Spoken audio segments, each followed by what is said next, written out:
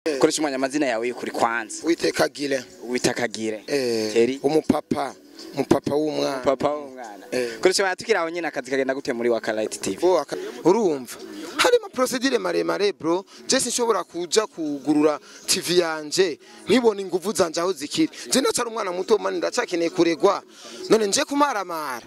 Urumva sinshobora kuja kumaramara ngo ndavyemera. Foke nzopanga kugurura ivyanje ari uko nabonye neza ko nahagaze bwuma naronse amafaranga. Urumva navuze ataha c'est bon kuko ama procedure ama TV online acamo ndabone kuri Waka ndabona ko ari uburyo burebure cyane. Je nabwo noshobora mani.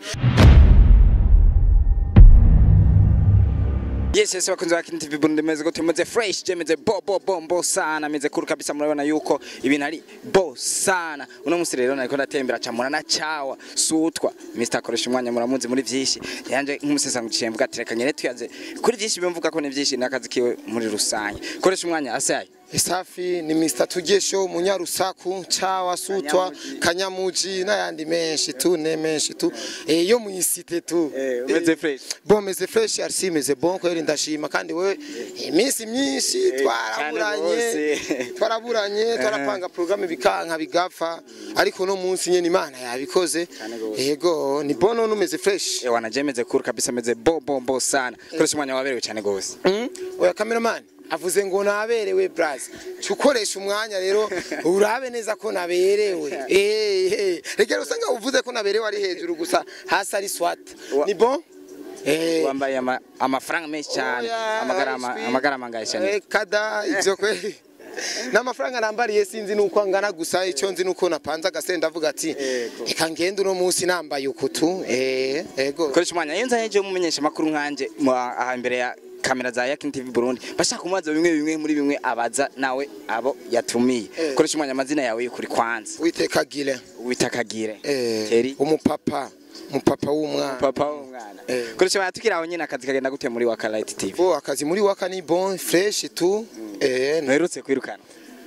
bon oya sinama nirukanwe narirukanwe kubwa mafuta urazi burongozi bwose bafite amategeko yabwo. Rero je muri Waka nari nkiri nka mushasha sinari nzi ko hari ibintu bimwe bizigwa. Je nakurikiza izina ryanje ngo Munyarusaku umuvumbuzi Cawa Sutwa ugasanga narengeje baca baramfatira ibihano nico gituma bari banyirukanya ariko barakora umutima kabuvyeyi barambabarira birahera yego. Koresha umwanya abavuga yuko bijya bintu mukora muri Waka TV ari byo mwateguye ndetse nabijya byo kwirukanwa bakavuga karama base babwira iki nkawe. Oya ikintu bita base je sinzi n'iryo jambo ndagyumva uko je menya yuko ikintu kiba ni ibintu bibaho muri kampuni kanaka iyo ariyo yose umuntu akosheje amakosa arahanwa ari ibihano rega bikatwa umushahara n'ibihano bituma wirukanwa kuba warengeje. Urumva rero bambabariye kubera peut-être bari bampanye banyirukanye batari bwigere bampanura batwaye n'agashavu karenze baravuga ati wewe rero na cyane Koresha umwanya hari ikiganiro kimwe wakoze kiravugisha abantu benshi kiravugisha abantu benshi batandukanye baranavuga yuko ukwiriye guhanwa ndetse n'amategeko apana muri Waka Light TV n'amategeko. Ikiganiro wafashe umwana wawe nigi uramucurika nkuko unye bivuga yuko uriko urahotera agateka k'abana ndetse hari amashira hamwe abihana ubu ukimara kumva bavuga nkuko kuri kijya kiganiro wavyakiriye gute? None je ndabaza ikintu kimwe none gucurika umwana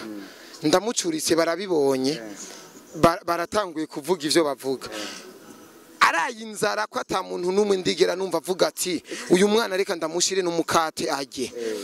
Ivyo nari ndimwo ntiyari jewe ubuzima nari mbayemwo navyisanzemwo ntavyo narinzi kuvuga iyo bampana nuko batari kwa bakurikiranye ingene source ingene vyageze kugira ndamucurike. Je sindi umukeha bwenge bro, sindi umuntu sinywa inzoga sine naborewe n'ubuzima nari ndimwo bw'umukobwa Briera yari yagerageje kumpa ibintu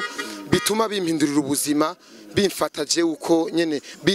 nitware nitware nkuko je nakwiye kwitwara nico cyatumye bigeraho mpindukiza umwana n'umugore naramwirukanye none agateka k'abagore kaca kaza ngo bamwirukanye ngo yirukanye umugore ngo musubize mu nzu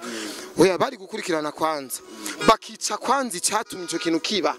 hama bakamenya guhana uyo muntu yego akoresha umwanya uri kuragerageza kuraba ibiganiro vyagiye birakwikirana kuri Wakalite TV n'ababikirikiranye barabizi benshi baravuze yuko bijya biriko birapanga kugira ngo ushobore kwigurira ibyawe bwite babanze bakuduze cyane gose uvuga cyane gose ku buryo ni ugurura ibintu byawe gose bagupushinge bizotere birabwa cyane gose wowe koresha umwanya apanga gukora ivyiwe cyane bon ico kintu cyo kupanga gukora ivyiwe umumenyesha makuru wese ari ku kinyamakuru kanaka agatera imbere abantu baca mubonamo yuko agira yugurura ivyiwe kugurura ivyawe n'amabanga akomeye cyane mbe nimba naka yaruguru ivyiwe kwera yakorera ku kinyamakuru kanaka uziyaciye mu nzira nyabaki urumva harimo procedure maremare bro je sinshobora kuja kugurura TV yanje nkibona inguvu zanje aho zikiri je ndacara umwana muto mani ndacakeneye kuregwa none nje kumaramara urumva sinshobora kuja kumaramara ngo ndavyemera foke nzopanga kugurura ivyanje ari uko nabonye neza ko nahagaze bwuma naronse amafaranga urumva navuze ataha c'est bon kuko ama procedure ama TV online nacamo ndabone kuri waka ndabona ko ari uburyo burebure cyane je nabwo noshobora mani nayo noronka koresha umwanya urumwe mu bakozi ba Wakalite TV bamaze ikiringo kinini cyane ugerageje kuraba n'abagiye barahaca benshi batandukanye bamwagiriza Akesdani yuko badahemba neza cyane n'ibindi byinshi bitandukanye koresha umwanya wowe na Akesdani migendera rimeze gute arahemba nk'umboss wawe neza cyane bimeze gute bo Akes arahemba vraiment nta kibazo ariko sinzi abandi kuri jewe mvuga kuri jewe je nta deni afitiye vraiment nije ahubwo ndamufitiye ideni rero abavuga ko adahemba mu vyakira uko ntahemba nyene kuko bavyivugiye muca mu murondera Akes ati none we nuhembaga muta akaca kwishura kuko akarimi kumwe karasosa urumva rero jewe kibazo cyo guhemba muri waka hakura amasezerano hagakora nyine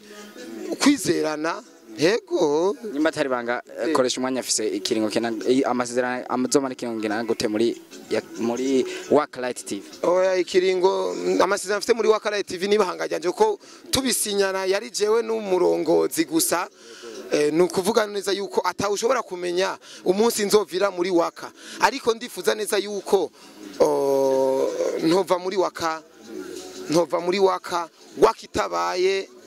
ikinyamakuru international ikinyamakuru yani kizwi kwisi yose sinifuza yuko ivyo bintu yoba ari nka esheke kuri jewe kuko yarandeze foke na jenzo yereke neza yuko yandeze rero ndayigejeje ahishaka ko wakana yoni iracakura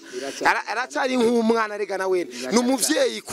kubana ariko nawe n'umwana kubavyeyi kuko nayone hari ama media menshi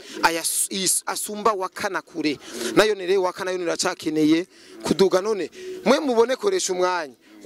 moya mbiri vuto aragiye none